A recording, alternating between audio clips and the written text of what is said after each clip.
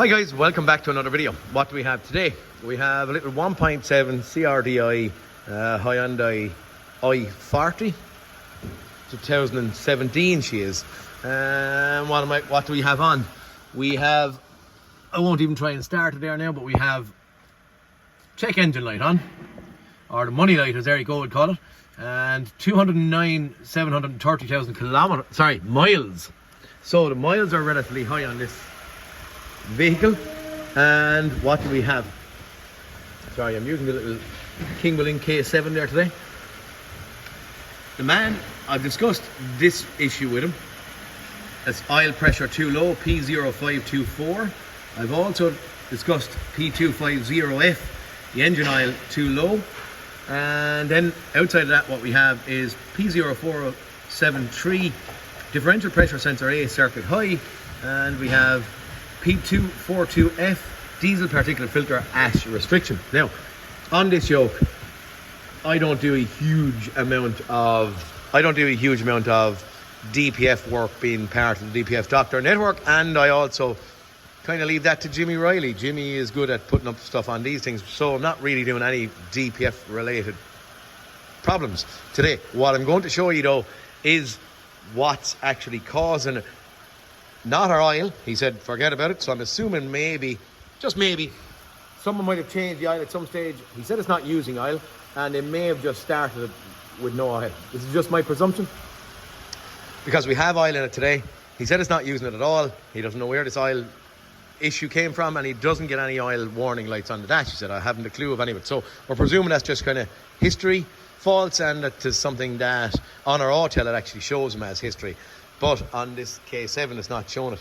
But what are we doing? And what's the problem we're having today? I'm going to grab this yoke. Probably should have had this loose primary to recording a video. But sometimes I like the videos to just kind of run concurrently rather than stopping and starting. Inside in this thing today, and I have seen this on several occasions, this is our manifold absolute pressure sensor. Now that guts of it in there is normally wide open. We have a load of jam in there, as we're going to call it. And also, I'm stink now. I'm going to do that. Okay. Also, I have to turn on my headlight, hence needing to get this oil off my finger. If I come over and in here and look in there, we have a lot of oil residue sitting in there. And if we can see this, the little intake runner, so that's the intake runner motor there. The little intake runner arm has popped off or fallen off of the intake runner itself on the intake manifold. And all of that oil that's sitting down there, if I can get my pliers in on this, I'm after smoke testing it, and it's coming from that arm there. So that arm is flipping and flopping around the place. There's a lot of movement in it, if you can see it, and I don't know if you can. Okay, you can see that. So when on smoke testing this thing, I have smoke bellowing out of here. We have that arm broken. We have the map sensor clogged heavily with carbon. And then also I am aware of these intake manifolds blocking like crazy. So what our video about today is basically changing an intake manifold. Complete Hyundai main dealer part. And I'll actually show you if I can. Part number is there. This thing, on the older version, the 14, 15 version, it can be gotten spurious, but on this one, on the 2017 model, we can't actually get it spurious. So, straight onto the dealers we went. So the dealer has nice little intake runner flap. We have that arm with no movement in it at this point in time, and we also have the arm connected on it, which is a positive or a bonus, or whatever we're going to call it. If we roll our intake, I'll show you actually the old one when it comes off so you can see what happens in here. If I roll around, I can verify there's also a new map sensor in it. If you want to get a look at that, maybe I might pull it off in a moment just for you to get a glance at it. But today we're just focusing on the changing of that item. So, put a little scan to one side. these actually create 5-volt reference faults like crazy on these things. These intake runner motors just go very, very commonly. So today anyway, what we're doing is changing this thing. I'm going to start by taking off this bit of plastic. I'm also going to get off, these are a stupid clip because they don't give you the option to loosen it, which is kind of silly. I might catch it with the pliers and open it, or maybe put a little run of an angle grinder across it and get a screwdriver into it to twist it off. Take off the throttle body, and then we'll be able to get in at a couple of bolts along here, holding on the intake manifold.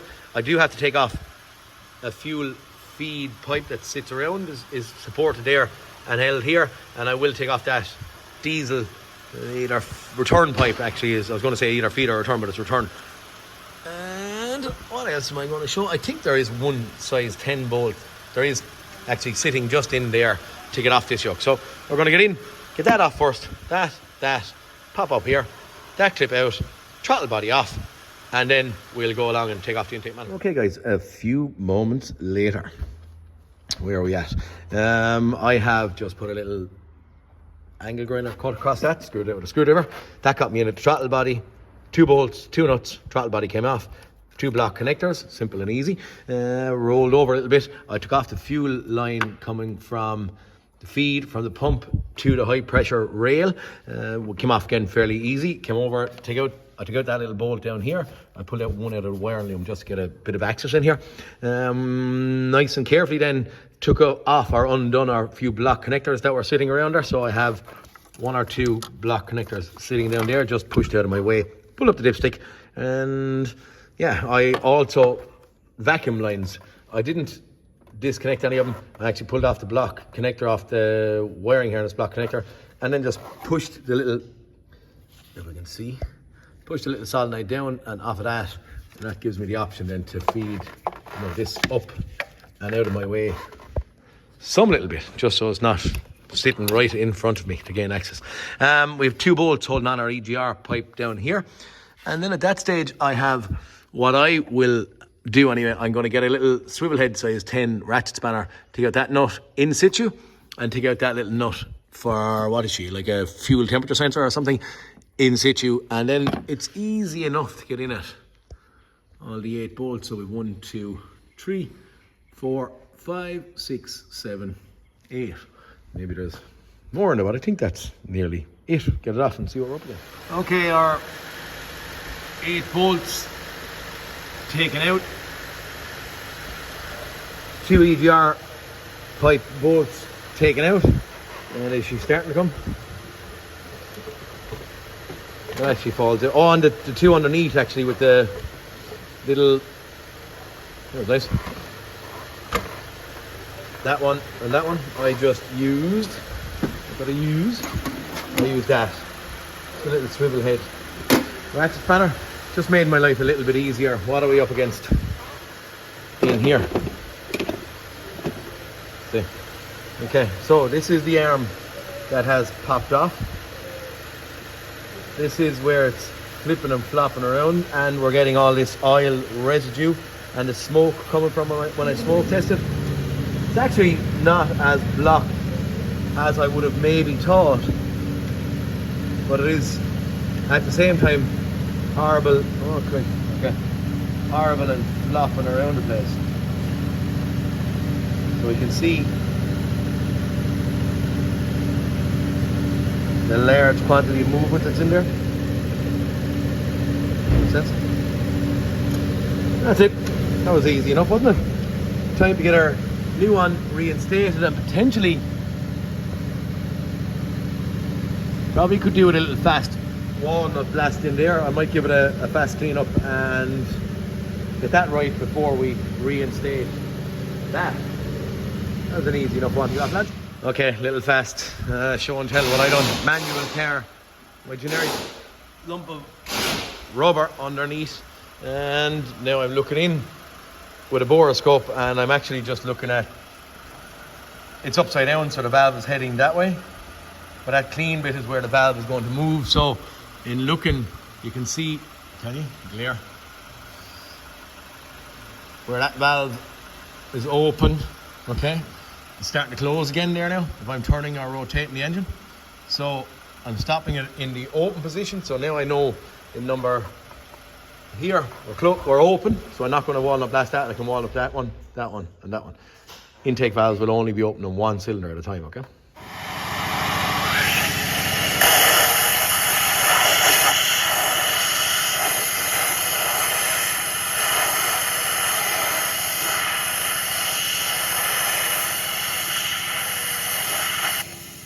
Okay, walnut blasting completed. I only had some yoke that hung around my neck and held the camera, so as I was moving, the camera was doing that, but it's not a tutorial on walnut blasting, it's only just showing you that we have done it. Walnut blaster, just in case any of you care about it, it's not the cleanest item in the world, it's kind of mucky, but she's a HTS 558 all-tool, actually a very good yoke and very, very inexpensive. It's only about it's under 500 euros anyway. Walnut shells, then you have to get direct from them. I've tried stuff off of eBay and stuff, it doesn't work. But right now, we're ready to go back together. Time to start sitting that back on and see where we end up and actually clean up that. Just to show you that oil, there's some walnuts actually have to land out there. But that is the oil residue that was spewing out from the side of the intake runner. Out around there, I'm going to give that a clean before we reassemble. And that's it then, time to stick that back on. Have our intake manifold stuck in there, and I just thought at this stage I'd show you. I removed the map sensor. So there is our old one. There's our new one. You can see the difference. Two EGR pipes, bolts, EGR pipe bolts put in, 6 or 8 bolts put in the intake manifold, and 2 at the bottom reinstated with a little ratchet 10 spanner. 1 or 2 block connectors put on, fuel lines, throttle body, intercooler pipe to be put on at this stage. That is that for this one, guys. A couple of bolts stuck back in place, back in situ. And probably because of the way I'm doing it, I'm just going to do the DPF clean off camera. All we're going to do is send chemical in to break down the particulate that's inside the DPF that was caused by these issues, underboost and blocking up with carbon. That's kind of it. If you want to see anyone cleaning that, Jimmy Riley does have a huge amount of videos on where he's putting in chemical into the DPFs and etc, but it's something that I just don't show too much. But yeah, for this one, intake manifold, what do you call it, replacement on a Hyundai 17 Hyundai i40. Little shot of the walnut blasting that you didn't want to see probably, but yeah, if any of you do, I'll do a video on it, no problem at all. If you want, just let me know, but in the comments. Yeah, straightforward, clean, out on the road, test drive, and send it out to the customer, okay? Guys, please like and subscribe, and I'll talk to you all next cartoon. Thank you very much. Peter Kennedy, signing out. Little bit of bonus footage, guys. After doing my drive, DPF pressure is back down after doing the chemical clean on it. Focus. And everything happy days. But after, when I was driving it, I'd done an active regeneration. Lo and behold, I pulled in and I was at idle and my oil light came on. But it was never seen by the customer, ever. So 3 miles after, well, 10 miles maybe after we drove it, lo and behold, I had not a check engine light, an oil pressure light on at idle. When I brought up my engine revs, 1500 RPM, it was gone, but there was an oil light on, but they never saw it. Oh dear.